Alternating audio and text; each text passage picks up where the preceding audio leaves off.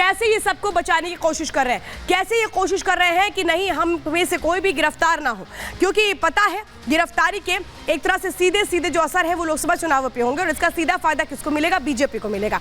अब आप और डिटेल में समझिए, जो पूछताछ हो रही है लालू प्रसाद यादव से, ईडी सुबह से पूछताछ कर रही है। आप समझिए 8 घंटे से ज्यादा पूछताछ को हो चुके हैं। तो वही हेमंत सोरेन, जिनको 10वां सम्मन भेजा गया ईडी की तरफ से, पिछली बार कहा गया कि लास्ट सम्मन समझिए जो 20 जनवरी का था, इसके बाद हम खुद आएंगे और आपको लेकर के जाएंगे, ये कहा गया। भूपेंद्र सिंह हुड्डा, इनसे लगातार पूछताछ जारी है। तो गिरफ्तारी की तलवार तीनों पर लटक रही है। पेशी से बचने की कोशिश हेमंत सोरेन कर रहे हैं, लगातार वकीलों से वो बातचीत कर रहे हैं। 1500 करोड़ का जमीन घोटाला है भूपेंद्र सिंह हुड्डा के ऊपर जो आरोप लगे हैं और वो जांच का सामना कर रहे हैं। तो एक्शन में कैसे ईडी है ये मैं आपको बता रही हूँ। वकीलों से बात हो रही है, हेमंत सोरेन बात कर रहे हैं, कई घंटों से भी पूछताछ का सामना कर रहे हैं। 50 से ज्यादा ऐसे सवाल हैं जो लालू प्रसाद यादव के सामने रखे जा रहे हैं। इनके जवाब वो क्या दे रहे हैं देखना दिलचस्प होगा।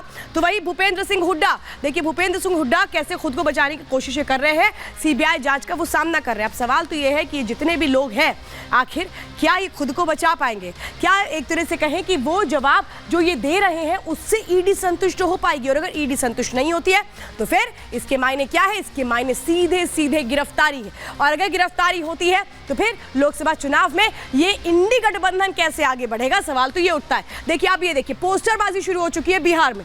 बिहार में ये जो पोस्टर आप देख रहे हैं, यहाँ लालू प्रसाद यादव को मुस्कुराते हुए दिखाया गया है। ये दिखा रहे हैं कि हम झुकेंगे नहीं, ये फिल्मी डायलॉग वहां पर चल रहे हैं, झुकेगा नहीं।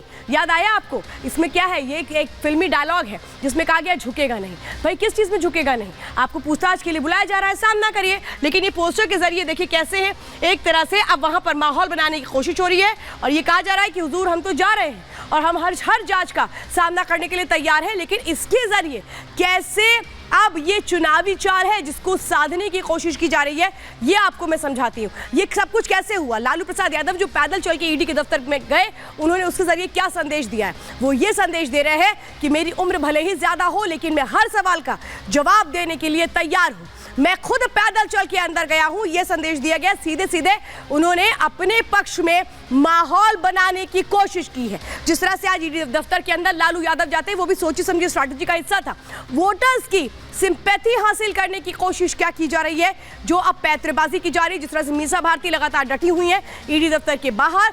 लोकसभा चुनाव से पहले क्या आरजेडी अब अपनी स्थिति इस तरीके से मजबूत करने की कोशिश करेगी, क्योंकि उसको ये तो पता है कि जेडीयू तो उसका साथ छोड़ चुकी है। अब ऐसे में खुद को कैसे मजबूत करना है, तो क्या खुद को मजबूत करने का यही एक तरीके से कहें कि तरीका होगा। अब आप समझिए एक और जांच चल रही है, वो किसके लिए चल रही है, हेमंत सोरेन के खिलाफ चल रही है। लेकिन हेमंत सोरेन खुद को बचाते हुए नजर आ रहे हैं। अब वो कैसे खुद को बचाएंगे, सवाल तो ये है, क्योंकि एक बार भी उन्होंने सामना नहीं किया है। ईडी जो सुबह से ही उनके घर पर मौजूद है, सुबह 7:30 बजे हेमंत सोरेन के घर ईडी की टीम पहुंचती है। ईडी की टीम लगातार पूछती है कि भाई कहां है हेमंत सोरेन। किसी को कुछ नहीं पता होता है, सबके मुंह पे टेप लगा होता है। शांति निकेतन जो दिल्ली में है वहां पर उनका घर है, लेकिन वो वहां पर मौजूद नहीं थे। जब टीम गई तो वो नजर नहीं आए।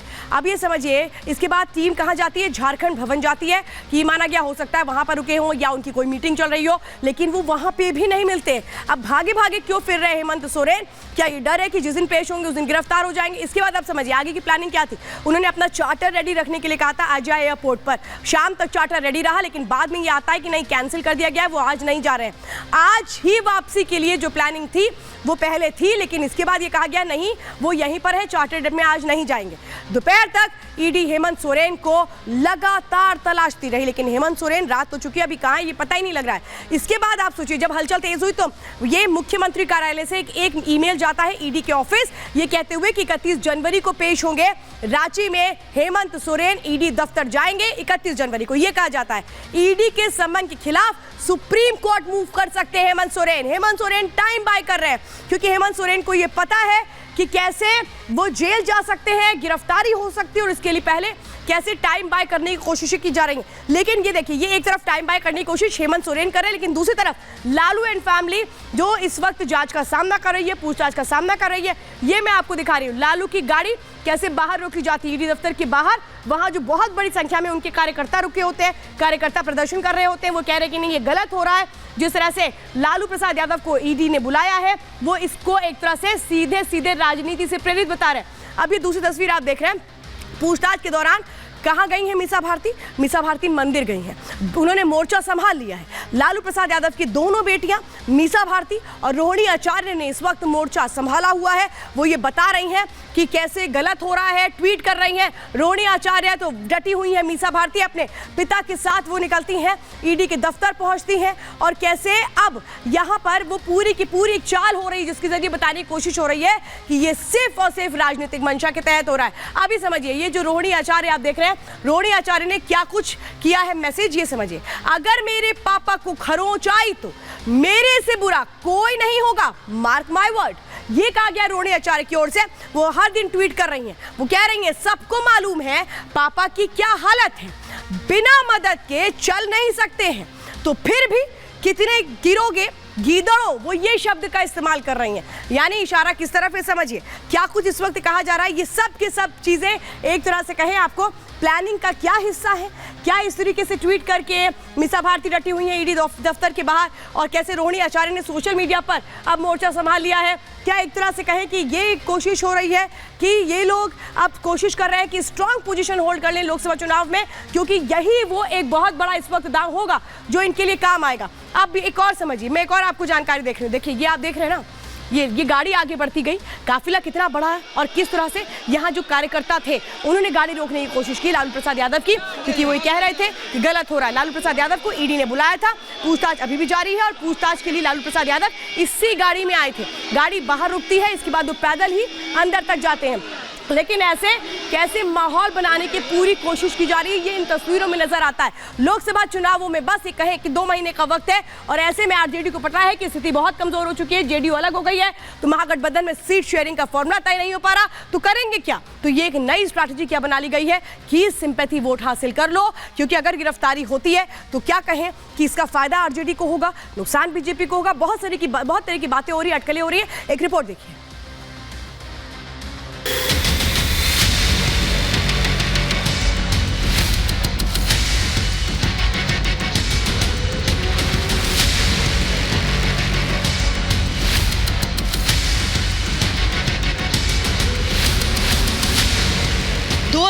के चुनाव से पहले लालू यादव और हेमंत सोरेन पर ईडी का शिकंजा कस रहा है। गिरफ्तारी की तलवार दोनों पर लटक रही है। 100 दिन से कम का वक्त बचा है और इंडी के 2 बड़े पार्टनर ईडी के शिकंजे में हैं।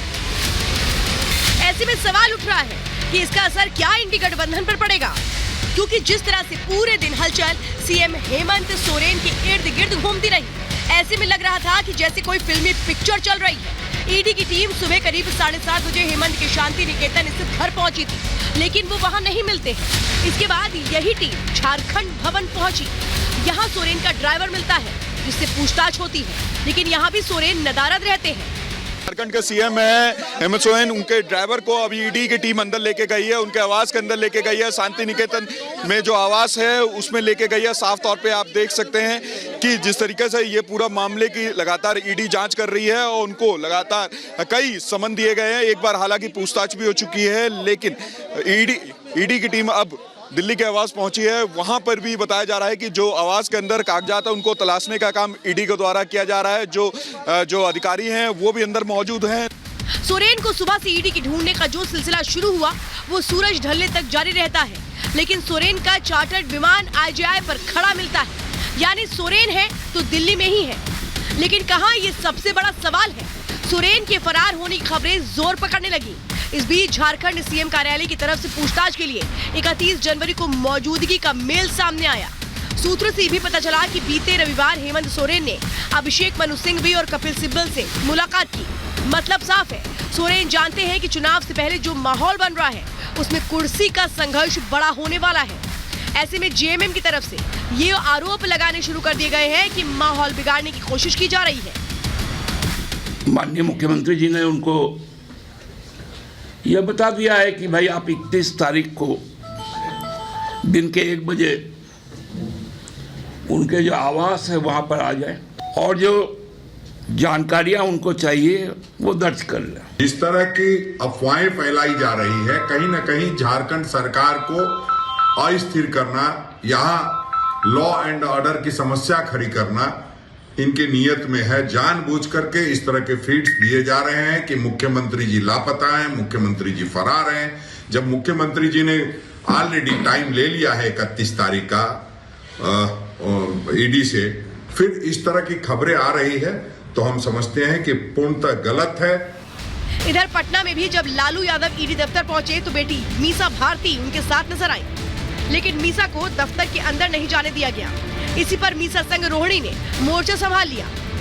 लालू जहां ईडी दफ्तर के अंदर अपना खाना और मफलर लेकर पहुंचे तो रोहिणी ने भी पिता के खराब स्वास्थ्य का हवाला देकर सोशल मीडिया पर जमकर हमला बोला।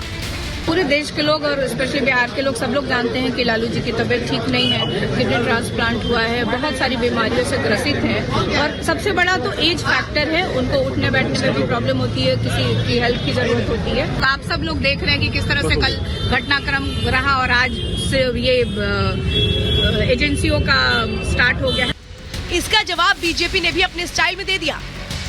ईडी इंडिपेंडेंट एजेंसी है, वो अपना काम कर रही है। इसको राजनीति जहां करप्शन हुआ है वहां वो पहुंचती है, वो अपना काम कर रही है। इसमें विवाद का क्या विषय है? कानून अपना काम कर रही है। वह घोटाला किए हैं, जमीन लिए हैं, नौकरी के बदले गरीबों की आप पड़ी है लालू परिवार पर, और कानून अपना काम कर रहा है। कानून सबके लिए समान होता है, ऐसा नहीं कि उनके लिए अलग कानून होगा और किसी दूसरे के लिए अलग होगा। आज सुबह से ही दिल्ली से लेकर पटना, रांची और हरियाणा में ईडी में हलचल तेज रही। जाहिर है विकास वर्सेस भ्रष्टाचार की लड़ाई जारी है, करप्शन का खेल जारी है। तो ऐसे में सवाल उठना लाजमी है कि क्या इंडी के नेता एक एक कर जेल जाएंगे। Bureau report, Republic Bharat.